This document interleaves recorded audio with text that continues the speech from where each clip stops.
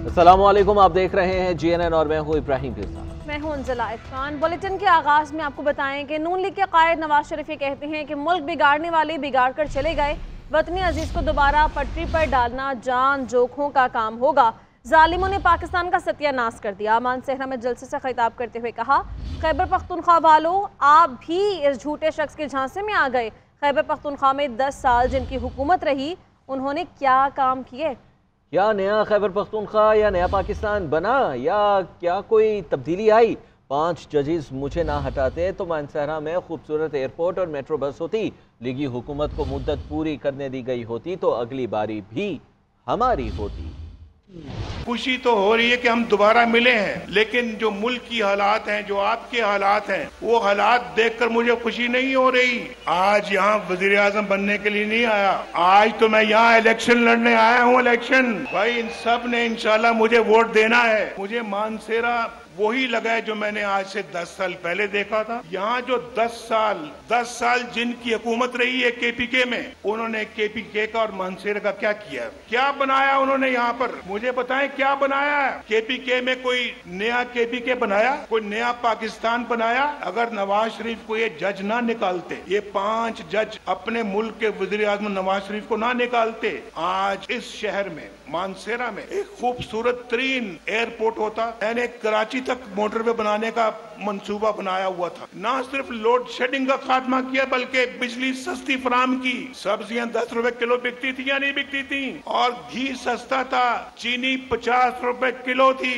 और उसके बाद आप जानते हैं कि पाकिस्तान के अंदर कोई महंगाई नहीं थी। इन जालिमों ने पाकिस्तान का सत्यानाश किया, पाकिस्तान को डगर से निकाल कर नीचे गिरा दिया। आप भी इस झूठे शख्स के झांसे में आ गए। यार, वोट तो आपने दिया था, हुकूमत तो यहाँ थी उसकी। और दूसरी जानिब बिलावल भुट्टो जरदारी का पुरानी सियासत करने वालों को घर बैठने का मशवरा। साहिवाल में जलसे से खिताब करते हुए उन्होंने कहा कि पुराने सियासतदान नफरत और तफहीम की सियासत में लगे हुए हैं। अगर इनको कल हुकूमत मिली तो इन्होंने नफरत और इंतकाम के लिए इस्तेमाल करनी है। पूरे मुआशरे में एक तकसीम फैल गई है, पाकिस्तानी को पाकिस्तानी से ही लड़ाया जा रहा है। अगर हम आपस में ही लड़ते रहेंगे तो मुल्क दुश्मन इसका फ़ायदा उठाएंगे। पीपल्स पार्टी ही वाहिद जमात है जो ये तमाम मसाइल हल कर सकती है। बाकी जो सियासतदान, सियासी जमातें इस इलेक्शन में हिस्सा ले रहे हैं, वो वही पुरानी सियासत कर रहे हैं। वो नफरत और तकसीम के सियासत पे लगे हुए हैं। अगर उनको कल हुकूमत मिला तो उन्होंने अपना हुकूमत को इसी नफरत की सियासत और इसी सियासी इंतकाम के लिए इस्तेमाल करना है। तो यही वजह है कि मैं ये इलेक्शन नफरत और तकसीम की सियासत को दफन करने के लिए लड़ रहा हूँ।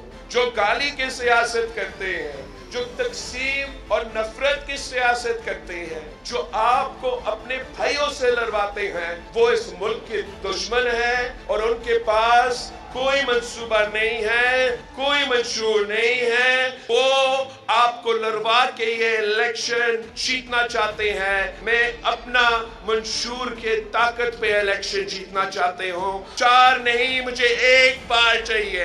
पूरा मुल्क को एक करके तमाम मसाइल का मुकाबला करूंगा।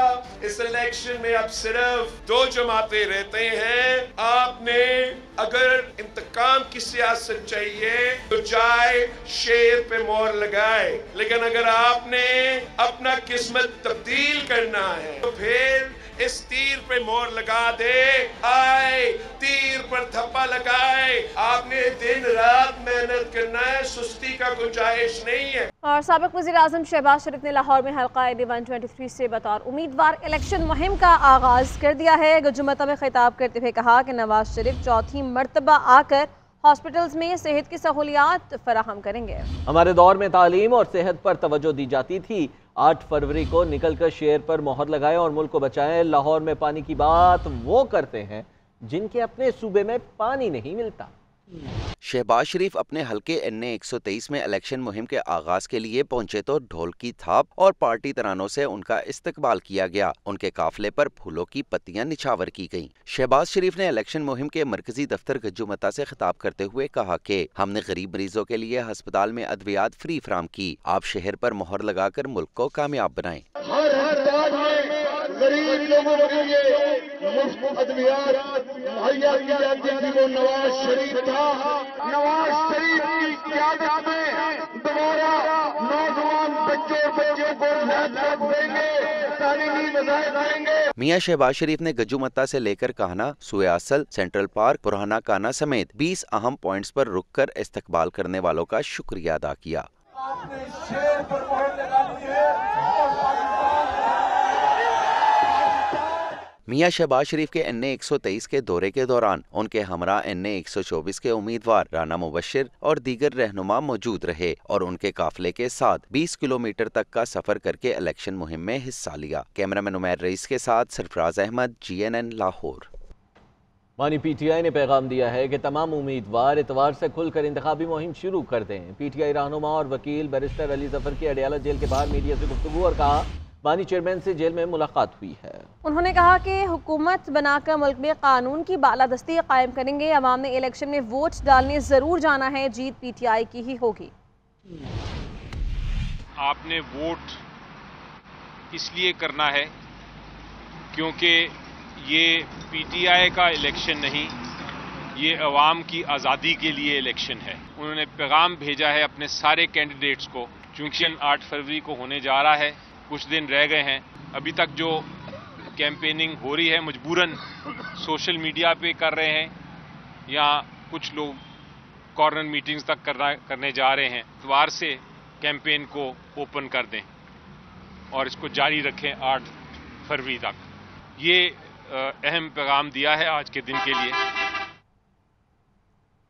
خیبر پختونخوا کوئی تجربہ گاہ نہیں کہ کوئی تجربہ کر کے چلتا بنے. خیبر پختونخوا میں رشوت کا بازار گرم ہوا. انہوں نے اپنی جیبیں بھری, عوام سے جھوٹ بولا کہ 1 کروڑ نوکریاں اور 50 لاکھ گھر دیں گے. کہا گیا کہ بلین ٹری سونامی لگاؤں گا. جو درخت لگے تھے وہ بھی اکھاڑ دیے گئے. مریم نواز کا مانسہرہ میں جلسے سے خطاب. کہا آج 10 سال بعد صوبے سے نکلے ہیں, 10 سال میں 10 نہیں تو 5 ہسپتال ہی دکھا دو.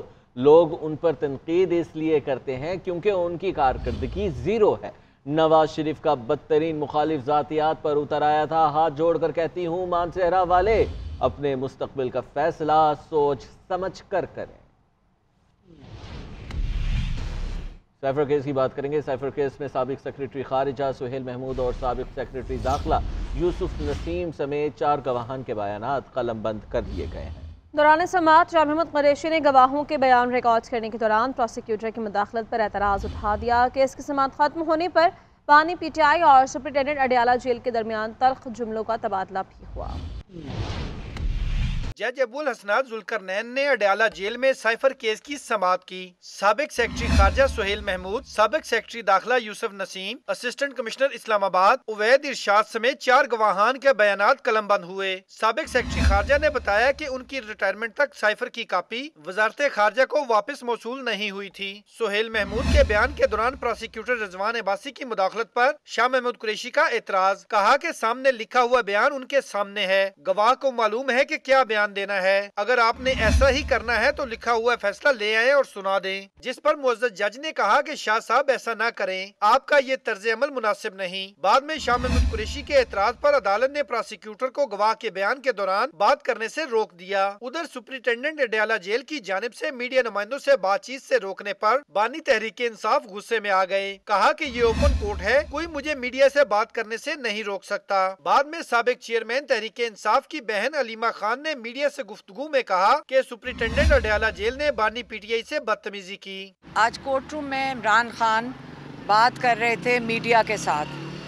جو یہاں کے سپرنٹینڈنٹ ہیں انہوں نے آ کے ان کے ساتھ بڑی سخت کلامی کی اور بدتمیزی بھی کی ان کے ساتھ. اور ہمیں بھی بڑا افسوس ہوا کہ ہم نے ان سے پوچھا آپ نے خان صاحب کے ساتھ بدتمیزی کیوں کی, تو انہوں نے کہا اس لیے کیونکہ انہوں نے مجھے تم کہہ دیا تھا. بعد ازاں D I G jail Rawalpindi کی ہدایت پر میڈیا نمائندوں کو کمیونٹی ہال اور اڈیالہ جیل سے باہر بھجوا دیا گیا. کیس کی سماعت کل تک ملتوی کی گئی. عدلیہ مخالف مہم چلانے والوں کی شامت آ گئی. 500 سے زائد اکاؤنٹس کی شناخت کر لی گئی. نام ACL اور سٹاپ لسٹ میں ڈالے جائیں گے. بیرون ملک سے چلنے والے اکاؤنٹس کے گرد بھی شکنجہ سخت ہوگا. JIT میں ایک نادرہ آفیسر بھی شامل کر دیا گیا ہے.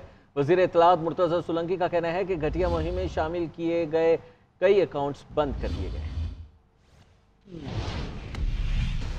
Army chief general Syed Asim Munir سے چین کے نائب وزیر خارجہ نے ملاقات کی۔ دو طرفہ دفاعی تعاون کو مزید فروغ دینے کے اقدامات پر تبادلہ خیال بھی کیا گیا ہے۔ پاک فوج کے سربراہ نے کہا کہ پاکستان اور چین کے درمیان تعلقات علاقائی امن و استحکام کی مشترکہ سوچ پر قائم ہیں۔ باہمی تعلقات دونوں ممالک کے عوام کے لیے علاقائی امن، استحکام اور خوشحالی کے لیے خصوصی اہمیت رکھتے ہیں۔